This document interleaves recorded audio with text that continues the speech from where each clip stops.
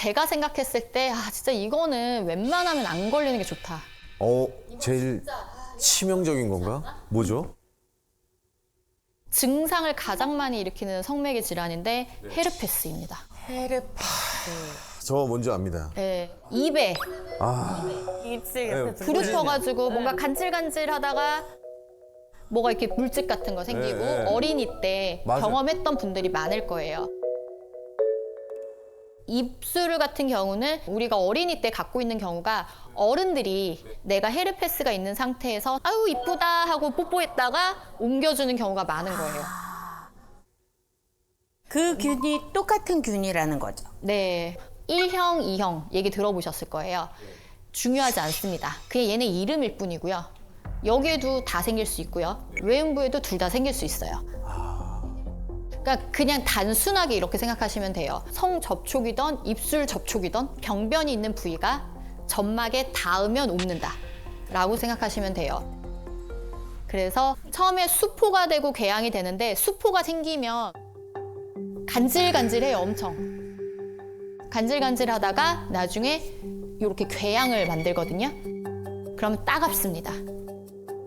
그래서 환자분들이 씻다가 밑이 너무 아파요. 물이 닿으면 이제 따가운 거죠. 그래서 병원에 오세요. 그래서 딱 보면 헤르페스.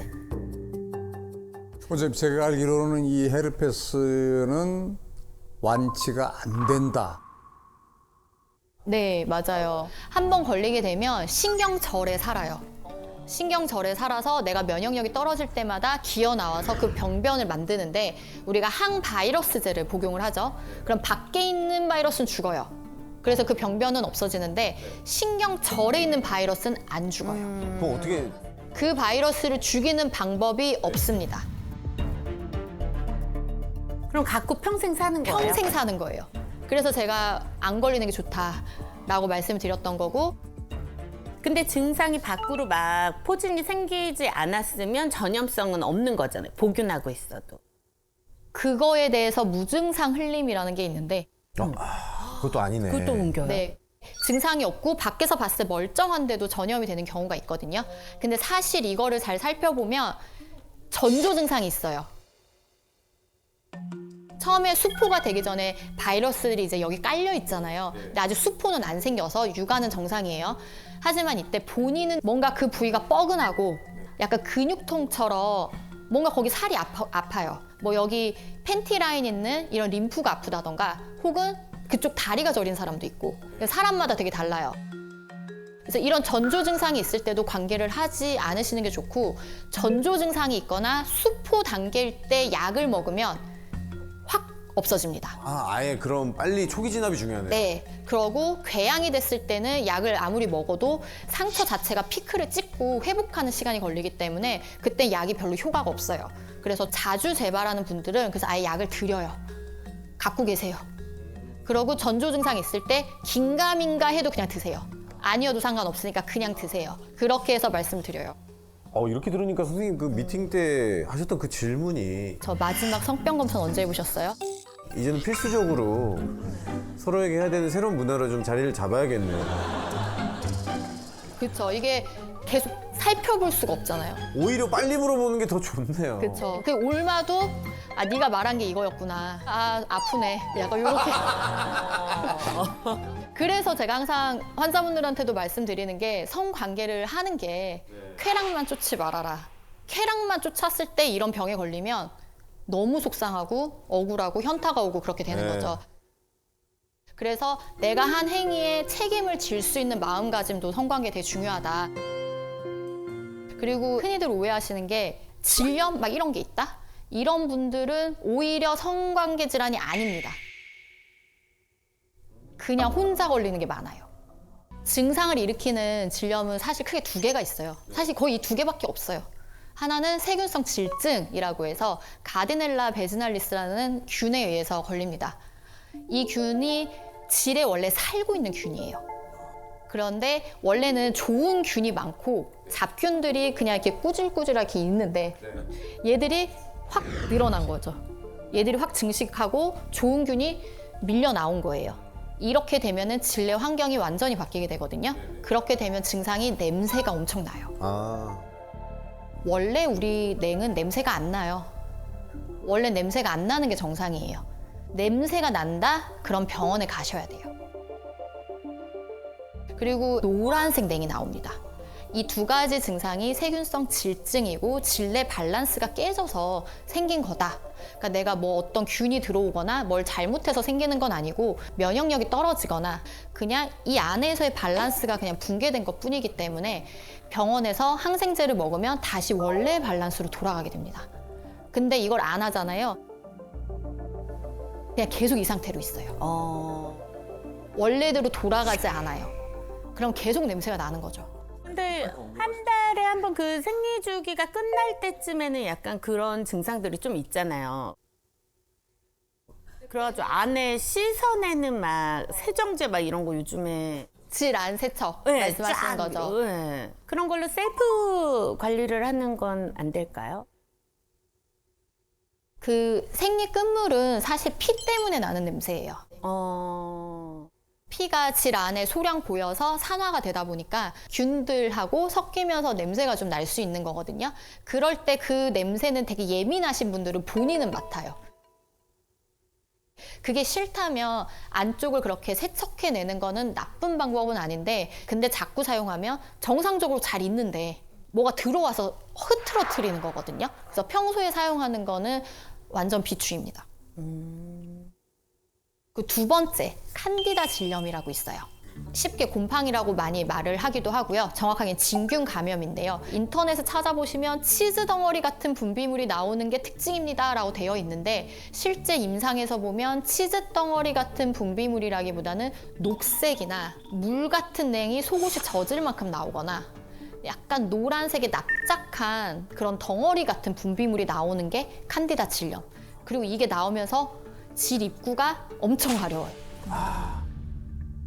그런데 이 칸디다는 우리가 몸 안에 다 조금씩 가지고 있어요. 이런 피부 밑에도 다 조금씩 있고. 그런데 이렇게 자주 걸리시거나 하는 분들이 있는데 1년에 6번 이상 걸리면 저희가 만성 칸디다라고 하고요. 최근엔 타이트하게 한 3번 걸려도 만성을 의심해봐라 라는 데이터가 있어요. 그래서 만성으로 걸리시는 분들은 이게 몸에 많은 거겠죠. 많고 면역력이 떨어져 있는 거예요. 이런 경우에는 만성에 준한 치료를 따로 하셔야 됩니다. 그리고 막 성관계 할 때마다 이거 걸린다. 그래서 막 남자친구한테 옮은 것 같다. 이렇게 또 병원에 와서 말씀하시는 분들이 계시는데 관계하고 나서는 일시적으로 분비물도 나오고 뭔가 냄새도 나는 것 같고 질염인가? 이렇게 오해하신 경우가 많아요. 근데 콘돔을 쓰지 않고 하는 성관계에서 남성의 쿠퍼액이 여성의 질 안에 다 고여 있게 됩니다. 그리고 여성도 평소보다 분비물이 더 많이 나오게 되죠. 이게 또 다 질 안에 고여 있게 돼요. 그리고 남성의 쿠퍼액은 염기성이고 여성의 질은 산성인데 이 쿠퍼액이 들어옴으로써 이 산도가 깨져요. 그럼 약간 일시적으로 흐트러지겠죠. 그리고 분비물이 고여 있으니까 이게 한 3일, 5일 정도 흘러나와요, 계속. 그리고 막 열심히 냄새를 맡으면 냄새가 나는 것도 같아요. 근데 이 분비물이 밖으로 나오고 젖상균들이 열심히 일을 하고 우리 점액에서 산출물도 열심히 일을 해서 다시 원래 컨디션으로 바꿉니다. 그래서 아무것도 안 해도 원래대로 돌아간다. 그래서 옮는 게 아니에요. 하지만 관계 후에 질 점막이 자극되니까 세균성 질증도 칸디다 질염도 조금은 더 잘 걸릴 수 있다. 상대 때문은 아니지만 성관계는 원인의 하나일 수 있다. 이렇게 생각하셔야 돼요. 그리고 굉장히 많은 분들이 분비물이 나와도 질염인 줄 아세요. 질염은 제가 앞서 말씀드린 그런 증상이 있는 게 질염이고요. 분비물은 그냥 분비물이에요. 이거를 질염이라고 생각하고 나는 계속 질염에 걸린다. 질염 여자의 감기다. 뭐 이것 때마다 막 질정을 넣어야 된다. 이 제품을 사서 써야 된다.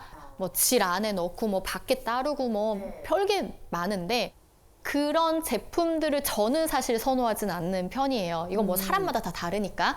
그 이유가 그 후기를 자세히 보잖아요. 제가 일주일 썼는데 아직 잘 효과를 모르겠어요. 라면은 더 써보세요. 라고 하시거든요. 더 썼더니 좋아졌어요. 이런 댓글들이 있어요. 근데 우리 냉의 사이클이 있거든요. 가만히 둬도 좋아지는 시기가 온 거예요.